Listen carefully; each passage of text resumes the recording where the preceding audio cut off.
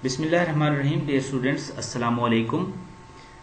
Welcome to Physics first year, chapter number 2, Vector and Equilibrium. Lecture number 2. In this lecture, we will discuss rectangular coordinate system and addition of vectors. Let's know about rectangular coordinate system. Dear students, the coordinates which are mutually perpendicular are called rectangular coordinate system. मतलब यहाँ पे आपको ये दो line नजर आ रही हैं. आप ऊपर वाली फिगर को अगर देखें तो यहाँ पे टू लाइंस आपको नजर आ रही हैं. एक हॉरिजॉन्टल लाइन है जिसको एक्स एक्सिस से रिप्रेजेंट किया गया है और एक वर्टिकल लाइन है जिसको आपने वाई एक्सिस के साथ उसको रिप्रेजेंट किया है. अब यहाँ पे क्या होगा कि ये जो म्यूचुअली परपेंडिकुलर लाइंस हैं ये एक पॉइंट के ऊपर यहाँ पे इंटरसेक्ट कर रही हैं. ये ओरिजिन होता है और ये जो आपको x और y के साथ बनी हुई एक फिगर जो नजर आ रही है ये सारी की सारी जो है रेक्टेंगुलर कोऑर्डिनेट सिस्टम कहलाती है. यहाँ पे आप ये याद रखिएगा कि रेक्टेंगुलर का मतलब यहाँ पे परपेंडिकुलर होता है.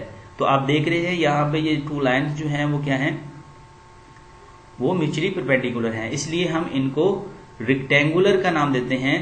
और ये जो आपको एक्सेस नजर आ रहे हैं ये वाई एक्सेस और एक्स एक्सेस जो है इनकी मदद से यहाँ पे हम किसी वेक्टर को उसकी डायरेक्शन को स्पेसिफाई कर सकते हैं. अब यहाँ पे अगर किसी वेक्टर को हम एक्स और वाई के दरमियान में ड्रॉ करते हैं तो वहां पे क्या होगा कि यहाँ वेक्टर जो है वो जिस पॉइंट को रिप्रेजेंट कर रहा है, अब वो पॉइंट जो है वो कितने अलोंग एक्स एक्सिस मूव करने से हमें मिला और कितने यूनिट हमें अलोंग वाई एक्सिस पे मूव करने से मिला. अब वो जो पॉइंट्स हैं, जो नंबर हैं, जितने यूनिट्स हम मूव किए अलोंग एक्स एक्सिस और वाई एक्सिस, यही जो है हमारे पास कोऑर्डिनेट्स होते हैं.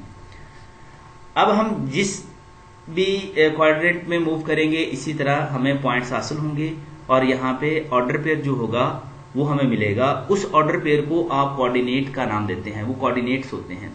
और क्योंकि ये म्यूचुअली परपेंडिकुलर हैं, क्योंकि ये एक्स एक्सिस और वाई एक्सिस के हिसाब से आपको मिलने हैं, इसलिए आप इनको रेक्टेंगुलर कोऑर्डिनेट सिस्टम का नाम दे देते हैं. अब ये जो हमारे पास ये आपको ऊपर वाली जो फिगर नजर आ रही है ये two dimensional rectangular coordinate system है. अब हमारे पास जो यहाँ पे two dimensional rectangular coordinate system में जब आपने किसी वेक्टर की डायरेक्शन को स्पेसिफाई करना है तो वो कैसे करना होता है, उसमें हम क्या करते हैं कि जब भी किसी वेक्टर की डायरेक्शन को जब हमने स्पेसिफाई करना है तो हमेशा एंगल से करना पड़ता है और ये एंगल हमेशा पॉजिटिव एक्स एक्सिस से स्टार्ट होगा और ये वेक्टर के और पॉजिटिव एक्स एक्सिस के दरमियान में लिया जाता है. इसी तरह आपके पास three dimensional rectangular coordinate system है जिसको आप नीचे वाले डायग्राम में देख रहे हैं. एक्स एक्सिस, वाई एक्सिस और v एक्सिस, यहाँ पे थ्री एक्सिस होते हैं. जब हम यहाँ पे किसी वेक्टर को यहाँ पे ड्रॉ करते हैं तो वो हमेशा स्पेस में लिया जाता है और यहाँ पे जब वेक्टर की डायरेक्शन को हम स्पेसिफाई करते हैं तो यहाँ पे सिर्फ एक एंगल नहीं यूज होता बल्कि तीन एंगल यूज होते हैं, क्योंकि यहाँ पे वेक्टर जो है वो थ्री एक्सिस के दरमियान में आ चुका है. और याद रखिए ये एक्सिस जो है ये म्यूचुअली परपेंडिकुलर है. तो ये था three dimensional rectangular coordinate system. Student देखते हैं एडिशन ऑफ वेक्टर. वेक्टर को ऐड कैसे करते हैं. वेक्टर को ऐड करते हुए हमने क्या करना होता है कि टू रेफरेंस लाइंस लेनी होती हैं, यानी वेक्टर ए और वेक्टर बी. ये हमारे पास हमेशा रेफरेंस लाइंस कहलाती हैं. इनको वेक्टर ए और वेक्टर बी का नाम दिया जाता है. अब हमने इनको ऐड कैसे करना होता है. जब हम इनको ऐड करते हैं तो अगर ए में बी को ऐड करना है तो वेक्टर ए की हेड को वेक्टर बी की टेल के साथ कोइंसाइड करवाएं तो ये वेक्टर ऐड हो गया. अब क्योंकि दो क्वांटिटी जब ऐड होती हैं तो ऑब्वियसली क्या करती हैं, ये कोई ना कोई रिजल्ट देती हैं. तो अब हमें ये दोनों वेक्टर को ऐड करने से जो रिजल्ट मिलेगा जिसको हम रिजल्टेंट वेक्टर का नाम देंगे, ये रेड लाइन से मैंने ड्रॉ किया है, ये उसका रिजल्टेंट है, यानी ए और बी को ऐड करने से जो एक नया वेक्टर हमें मिला है ये रिजल्टेंट वेक्टर कहलाता है। अब इस मेथड को जिससे हमने इन दोनों वेक्टर्स को ऐड किया इसको कहते हैं हेड टू टेल रूल, क्योंकि यहां पे आप देख रहे हैं कि वेक्टर दो हेड और टेल के साथ कोइंसाइड होके ऐड हुए हैं।